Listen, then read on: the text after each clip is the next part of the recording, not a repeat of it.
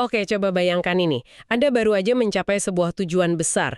Mungkin proyek raksasa di kantor akhirnya kelar, atau kebiasaan baru yang Anda bangun udah jalan sebulan. Rasanya lega banget kan? Kayak udah sampai di garis finish. Tepat. Tapi, seringkali justru disinilah pekerjaan yang paling krusial itu baru dimulai. Ini tahap yang sering banget kita lupain, tahap penyempurnaan. Betul sekali. Garis finish itu seringnya cuma ilusi. Nah, dalam pembahasan kita kali ini, kita akan fokus ke langkah terakhir yang sangat penting dari setiap proses perubahan, yaitu menyempurnakan atau refine. Refine ya? Dan ini bukan sekedar polesan akhir gitu. Materi sumber kita menggambarkannya sebagai sebuah siklus yang hidup. Tinjau, refleksikan, revisi, dan berkomitmen kembali. Proses aktif yang nggak pernah benar-benar berhenti. Oke, menarik. Mari kita bedah lebih dalam.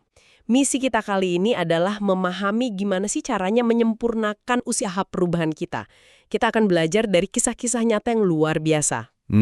Soal membangun komunitas pendukung, menghadapi penolakan, sampai memimpin perubahan. Semua dari materi yang sudah Anda siapkan. Dan ini penting banget buat Anda, karena tanpa penyempurnaan, ide paling brilian pun bisa layu di tengah jalan. Perubahan positif bisa hilang, terus kita balik lagi ke cara lama. Ini kuncinya. Untuk mengubah dobrakan sesaat jadi dampak yang berkelanjutan. Oke, jadi ini soal menjaga api perubahan itu tetap menyala ya? Betul. Bahkan membuatnya jadi lebih besar dan lebih terang. Mari kita mulai dengan sebuah cerita yang benar-benar nunjukin kekuatan komunitas dalam penyempurnaan. Ini kisah tentang Debbie Bial dan Posi Foundation. Dia ngelihat sebuah permasalahan yang mengganjal banget. Apa itu? Banyak banget mahasiswa pintar dari latar belakang beragam, berhasil masuk universitas top, tapi malah putus kuliah. Potensinya ada, tapi sistemnya kayaknya nggak mendukung mereka gitu. Nah, ini dia titik awalnya yang menarik banget. Solusinya itu nggak datang dari riset akademis yang tebal atau data statistik yang rumit. Solusinya datang dari mendengarkan. Mendengarkan? Iya. Seorang mahasiswa bilang ke dia, saya nggak akan pernah putus kuliah kalau saya bawa pose saya. Pose itu bahasa gaul buat geng atau kelompok teman dekat yang solid. Wow, satu kalimat itu aja. Satu kalimat itu mengubah segalanya. Debbie jadi sadar, masalahnya itu bukan akademik tapi isolasi sosial. Jadi idenya sederhana tapi radikal. Jangan kirim anak-anak ini sendirian. Oke. Kirim mereka dalam sebuah pose, kelompok isi 10-12 mahasiswa, ke universitas yang sama. Mereka datang sebagai satu tim, saling jaga dan lulus bareng. Itu benar-benar dobrakan sih terhadap cara universitas mikirin dukungan buat mahasiswanya. Tentu. Tapi ide brilian kan nggak langsung sempurna. Disinilah siklus penyempurnaan itu dimulai. Beberapa tahun setelah Posi Foundation jalan, Debbie menghadapi kenyataan pahit. Di tahap tinjau, dia sadar model pendanaan mereka nggak bakal bertahan lama. Oh, masalah dana ya. Klasik. Iya, mereka harus susah payah ngumpulin 20% dari total beasiswa. Dan itu nguras energi banget. Saya bisa bayangin sih susahnya. Lalu gimana dia keluar dari masalah itu? Setelah meninjau, apa langkah selanjutnya? Dia masuk ke tahap refleksikan. Dan dia nggak sendirian. Dia dibantu Michael Ainsley, yang waktu itu CEO Sotheby's. Ainsley ini bantu dia ngelihat dari sudut pandang yang beda banget. Sudut pandang seperti apa? Ainsley bilang, Debbie, kamu tuh bukan minta-minta. Kamu itu menemukan talenta-talenta luar biasa, universitas harusnya berebut untuk mendanai mereka sepenuhnya. Wow, itu benar-benar mengubah cara pandang ya. Dari minta donasi jadi nawarin investasi talenta. Banget. Itulah tahap revisi. Mereka rombak total model bisnisnya. Ainsley meyakinkan universitas mitra kalau mendanai beasiswa POSE 100%, itu bukan biaya, tapi investasi strategis.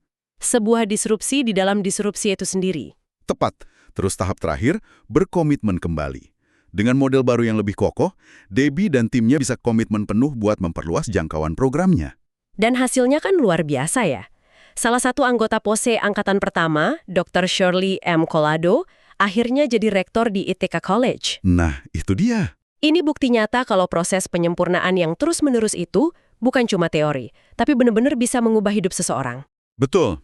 Dan kalau kita tarik benang merahnya buat Anda, pelajaran di sini tuh bukan cuma bangun komunitas.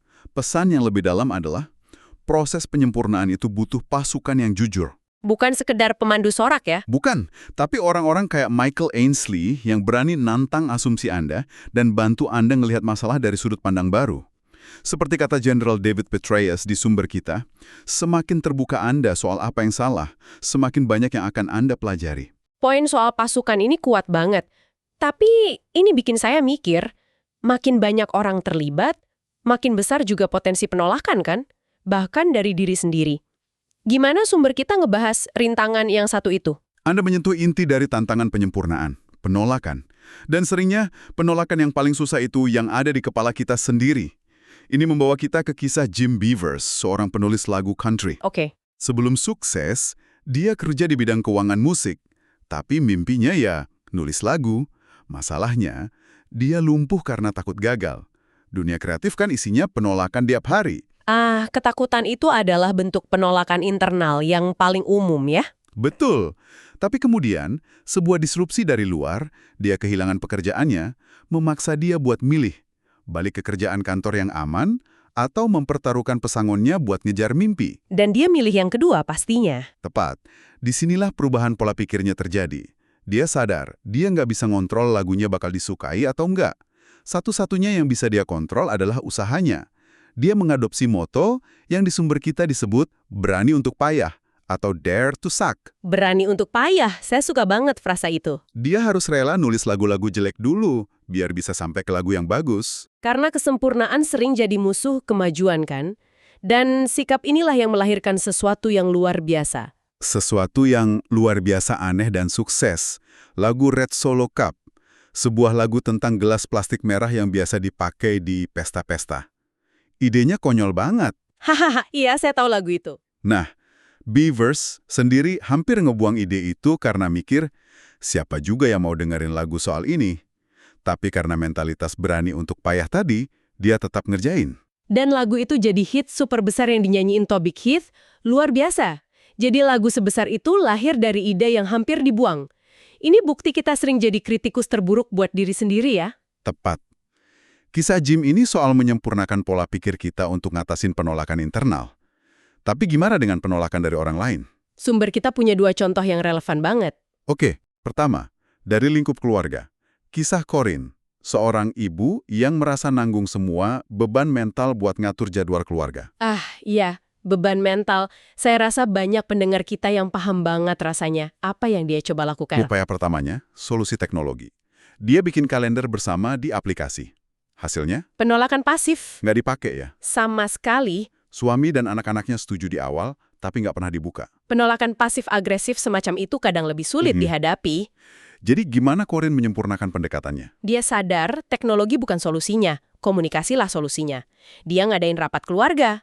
Dengan tenang, dia jelasin kenapa ini penting buat dia dan buat mereka sebagai tim. Dia ngubah ini masalah ibu, jadi ini masalah kita bersama. Kepemilikan bersama ya? Betul. Dia nawarin bantuan teknis dan bahkan insentif kecil. Hadiah kalau mereka bisa konsisten seminggu. Pendekatan yang lebih manusiawi ini ternyata berhasil. Menarik. Lalu contoh kedua?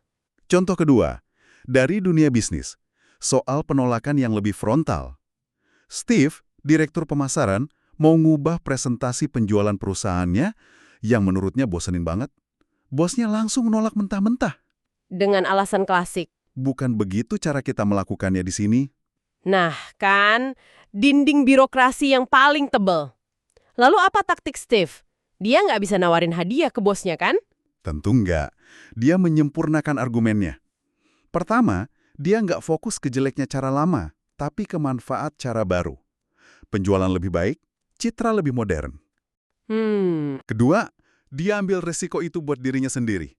Dia bilang, beri saya satu kesempatan. Kalau gagal, saya yang tanggung jawab penuh. Ketiga, dia kompromi. Dia setuju buat masukin beberapa elemen tradisional yang disukai bosnya. Kombinasi yang cerdas. Dan itu membuat bosnya luluh. Jadi, kalau kita rangkum bagian ini, baik itu keraguan diri, penolakan pasif keluarga, atau penolakan keras atasan, kuncinya bukan maksa lebih keras ya. Bukan. Kuncinya adalah berhenti sejenak, tinjau kenapa pendekatan pertama gagal, refleksikan dari sudut pandang mereka, baru revisi taktik kita. Jadi lebih cerdas, bukan lebih ngotot ya. Persis. Dan terkadang revisi taktik yang paling ampuh adalah berhenti bicara dan mulai menunjukkan. Ini membawa kita ke elemen terakhir penyempurnaan, memimpin orang lain melewati perubahan besar. Dan untuk ini, kisah Patagonia dan pendirinya Yvon Chouinard adalah contoh yang sempurna. Disrupsi pertama mereka aja udah legendaris. Mereka sadar produk terlaris mereka, Python atau paku panjat tebing, ternyata ngerusak gunung yang mereka cintai. Coba bayangin dilema itu, produk yang bangun perusahaan Anda ternyata bertentangan sama nilai-nilai inti Anda. Keputusan mereka buat berhenti produksi Python dan beralih ke clean climbing itu risiko bisnis yang gila-gilaan pada masanya. Tapi ada kisah lain yang lebih dalam soal memimpin lewat penolakan, yaitu waktu mereka mutusin buat beralih 100% ke kapas organik. Yang paling mengejutkan dari sumber kita, penolakan terbesar justru datang dari dalam perusahaan. Bener gitu? Betul, karyawan Patagonia sendiri, para manajer produk, nentang keras ide itu. Loh kenapa? Alasannya sangat logis dari segi bisnis. Kapas organik jauh lebih mahal, susah didapat, dan proses produksinya lebih rumit. Mereka khawatir ini bakal hancurin lini bisnis pakaian kasual mereka. Tunggu, jadi karyawan Patagonia sendiri yang nolak? Perusahaan yang terkenal paling hijau sedunia. Ini menarik. Jadi gimana Chouinard nyadekin penolakan dari timnya sendiri yang sangat loyal? Nah, disinilah letak kejeniusan kepemimpinannya. Dia tahu debat dengan angka dan data di ruang rapat nggak akan berhasil. Dia menerapkan prinsip yang sangat kuat, menunjukkan jauh lebih efektif daripada memberitahu. Oke, jadi apa yang dia lakukan? Dia nerbangin para manajernya yang paling skeptis, bukan ke presentasi, tapi ke ladang kapas non-organik di Central Valley, California. Oh, langsung ke sumber masalahnya ya? Langsung. Saya coba bayangin ada di sana. Pasti pengalamannya fundamental banget. Jauh lebih dari sekedar angka di laporan keuangan. Pastinya. Tepat sekali. Sumber kita menggambarkannya sebagai serangan terhadap semua indera. Dari jauh aja, mereka udah bisa nyium bau pestisida yang nyengat. Waktu mereka turun dan pegang tanahnya, tanah itu kerasa mati dan rapuh. Nggak ada cacing, nggak ada serangga, nggak ada kehidupan. Mereka ngelihat sendiri gimana pertanian kapas konvensional itu meracuni bumi. Dan setelah itu, saya yakin nggak ada lagi perdebatan soal harga atau kerumitan. Sama sekali nggak ada. Pengalaman langsung itu bikin semua argumen bisnis jadi nggak relevan.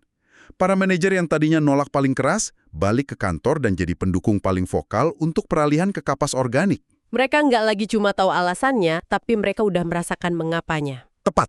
Kalau kita bedah, kepemimpinan Chouinard ini bukan soal visi atau keberanian ambil resiko aja, tapi soal kerendahan hatinya untuk mengakui bahwa argumen terbaik itu bukan data miliknya, tapi pengalaman langsung timnya. Dia nggak memenangkan perdebatan, dia mengubah perspektif. Sintesis yang sangat tajam. Kepemimpinannya adalah tentang empati. Dia nggak nyuruh timnya untuk ngerti, tapi dia menciptakan kondisi agar mereka bisa ngerti dengan sendirinya. Ini bukan tentang ikuti saya, tapi mari kita lihat ini bersama-sama. Baik, mari kita satukan semua ini. Proses menyempurnakan bukanlah satu langkah di akhir, tapi sebuah siklus tanpa henti. Tinjau, refleksikan, revisi, dan berkomitmen kembali. Ini tentang membangun pasukan yang jujur, menyempurnakan pendekatan kita saat menghadapi penolakan, dan memimpin dengan cara menunjukkan mengapanya, bukan cuma memberitahu apanya. Dan dampak dari penyempurnaan yang berkelanjutan ini bisa tumbuh secara eksponensial. Ada satu kisah terakhir yang sangat inspiratif dari materi kita. Kisah Teddy Ruskin dan acara Lights on the Lawn. Oke. Awalnya, ini respons terhadap tragedi. Seorang temannya kecelakaan parah, dan Teddy pengen bantu galang dana buat biaya medisnya. Jadi ini dimulai sebagai sebuah disrupsi personal yang memicu tindakan ya. Sebuah konser amal kecil di halaman kampusnya. Benar, tapi mereka nggak berhenti di situ. Setiap tahun mereka melakukan siklus penyempurnaan. Mereka meninjau apa yang berhasil dan enggak. Mereka merefleksikan gimana caranya bisa bikin dampak lebih besar. Mereka merevisi modelnya. Dan hasilnya? Selama 1 dekade, acara kecil itu berevolusi jadi sebuah gerakan besar yang berhasil ngumpulin hampir $1 juta untuk pusat perlindungan dari kekerasan dalam rumah tangga. Wow, dari bantu satu teman, jadi bantu seluruh komunitas. Itu pertumbuhan yang luar biasa. Tapi ceritanya nggak berhenti di situ. Bertahun-tahun kemudian, waktu perang di Ukraina pecah, Teddy Ruskin, yang kini punya perusahaan pemasok medis, pakai jaringan dan pengalaman yang dia bangun dari Lights on the Lawn untuk bantu ngirim bantuan medis senilai puluhan juta dolar ke zona perang. Luar biasa.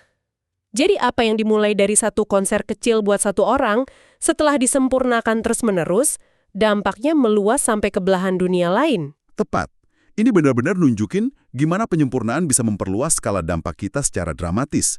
Ini bukan cuma soal bikin sesuatu jadi lebih efisien, tapi juga soal membiarkan tujuan Anda tumbuh bersama Anda. Apa yang penting hari ini bisa jadi titik awal dari dampak yang jauh lebih besar dan tak terduga di masa depan ya. Betul sekali.